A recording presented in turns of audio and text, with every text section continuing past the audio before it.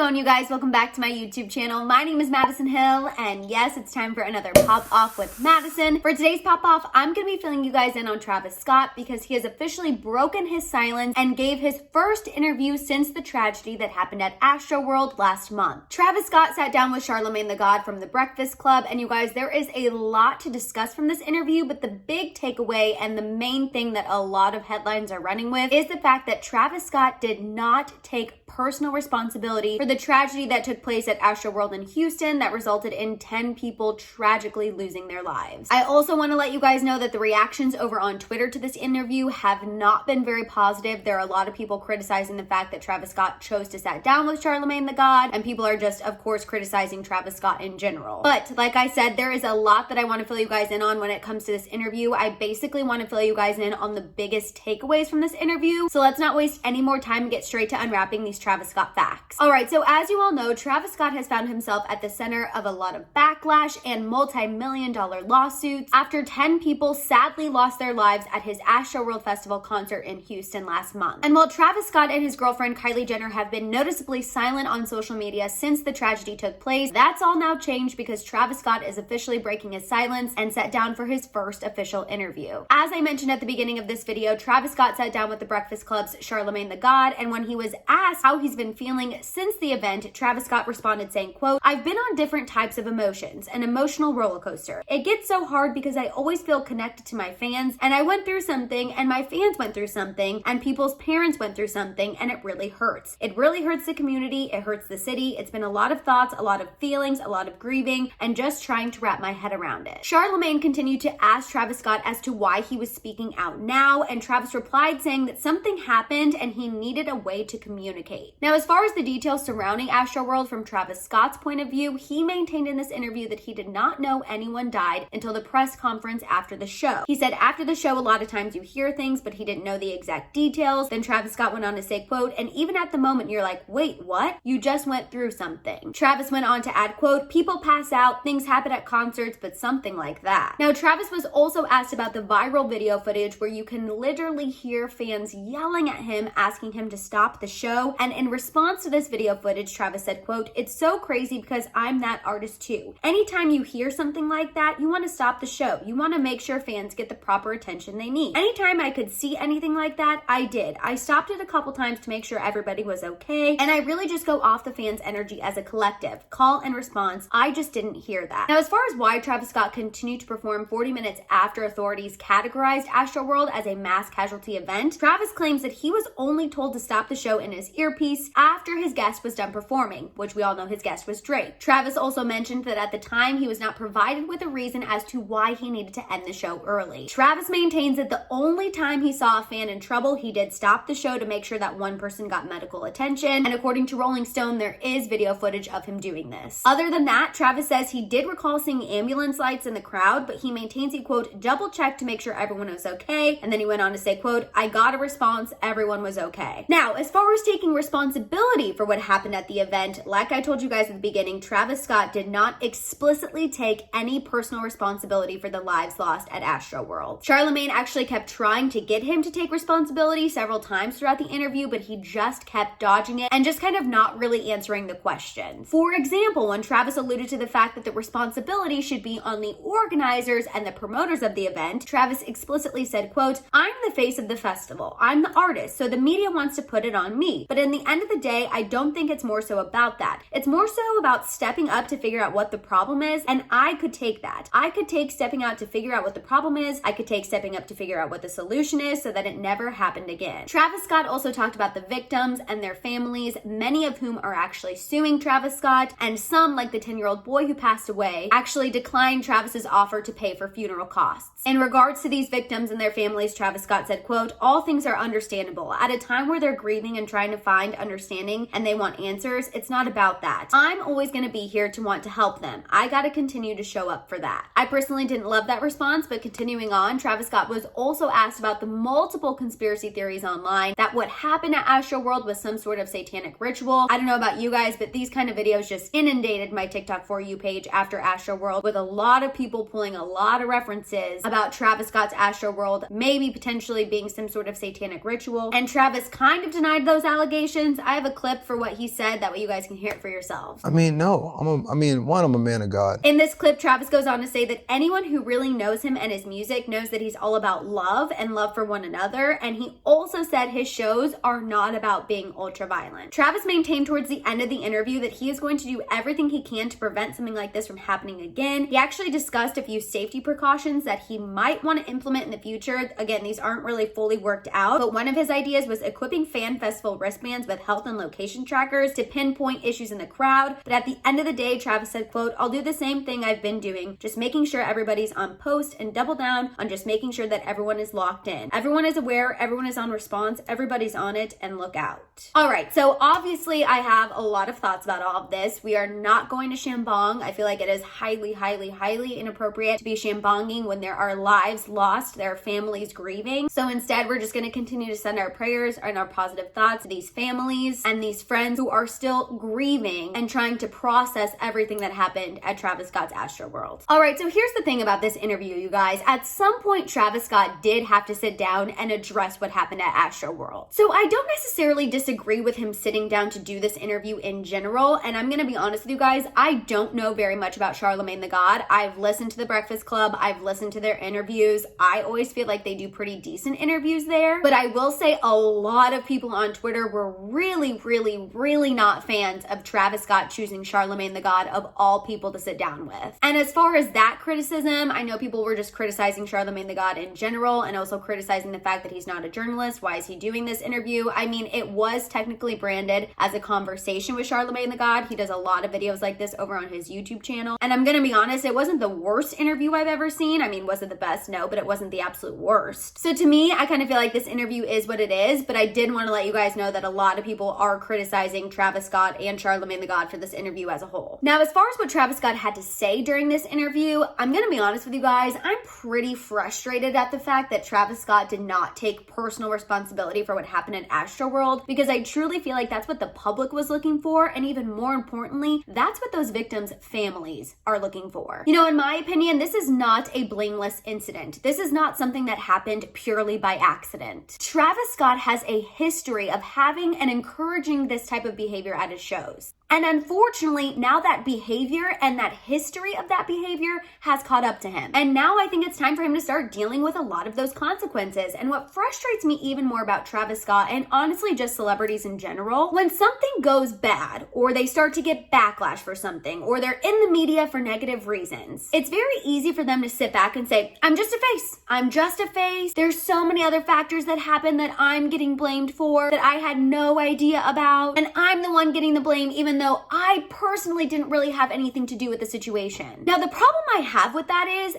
being the face is everything. When you're the face, I don't care if you didn't have a single personal thing to do with the setup of that event. Your face is on it, which means you're putting your reputation on the line, and you're gonna be the only person who people are going to come to for answers. So you better know what the heck is going on. It makes it really hard for me to sympathize with Travis Scott while he sits up there and says, "Yeah, I know people want to blame me, but I'm just the face. It was really the organizers and the promoters. They're really the people who caused the safety issues. They're really the ones who didn't protect people. They're really the ones who you should blame." I know he didn't explicitly say that, but that's basically what he was alluding to during this interview, because once again, he never took personal responsibility. It's just inexcusable to me. Again, if your face is on something, it's your face, it's your reputation, it's your fans. You should want to make sure all the T's are crossed, all the I's are dotted, to make sure everyone is going to attend your show safely and return home safely. His whole response to that just did not sit well with me, and I guarantee it did not sit well with the victims' families either. I just don't know how he can call these victims' families or look these people in the eye and say, "You know what, I'm gonna offer you money, I'm gonna make sure I pay for those funeral costs, but I'm not gonna own up to playing a part in why you're grieving in the first place." I don't know, it just does not sit well with me. I know Travis Scott said he didn't know anything was happening. I know he said that in his earpiece he was told to not stop playing until after Drake. And I know he says that he stopped when he saw somebody in distress, and that he would have stopped if he would have seen more people in distress. And I truly believe all of that. I don't believe that Travis Scott is a horrible person. I really do not. But the fact of the matter is, people lost their lives at a Travis Scott concert. And you are Travis Scott, and at some point, you gotta own up to that. Again, that's just my own personal opinion. That's just how I feel. I know a lot of you are probably gonna disagree with me, and that's that's totally fine. I just ask that you do so respectfully because, again, there are lives that are lost here. A little boy lost his life. And I can't lie to you guys, I have a problem with that. I feel like people should be able to go to a concert and get home safely. Now, as far as where Travis Scott goes from here, I mean, based on what I've seen online, he has a long way to go with the public. He still has a lot of legal battles ahead of him, which I know he kind of got a head start on those earlier this week. He filed dismissals in several of the lawsuits against him, but still, he has a lot of legal battles in his future. And I think as much as Kylie Jenner might not want to be attached to this situation, she absolutely is. And I think she knows it, hence her silence on social media. She knows that people do not want to hear from her right now. And at the end of the day, this is a horribly tragic situation. Like I've said multiple times, 10 people lost their lives at this event. Multiple people were injured. This is not something that is going to blow over overnight. And truthfully, I feel like Travis and Kylie have a very long road ahead of them, which honestly I'm not even that worried about because it pales in comparison to the people whose lives will absolutely never be the same after the Astroworld Festival in Houston. All right, you guys, that's the latest on Travis Scott and his most recent interview. I want to hear your thoughts and feels down below. While you guys are at it, you know what to do. Give this video a thumbs up, subscribe, make sure your notification bells are on. You also know where else you can find me and follow me. Also, make sure you're always coming back to my channel to check out my YouTube shorts. You guys can also find all of my merch at my merch store at houseofhill.com. And on that note, I'll see you guys next time.